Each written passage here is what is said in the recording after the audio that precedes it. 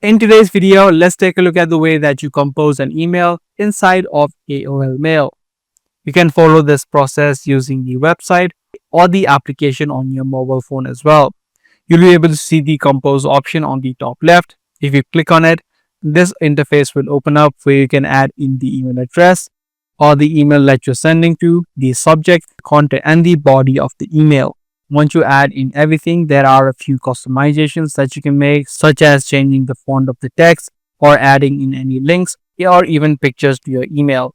If you head over to the bottom of the page, you can add in attachments, you can add in GIFs, and even stationaries as well.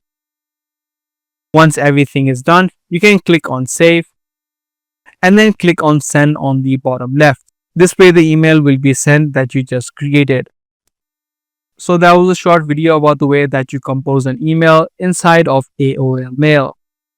Be sure to subscribe to this channel for more future videos just like this, and also hit that notification bell. That's gonna be all for today. I'll see you in the next video.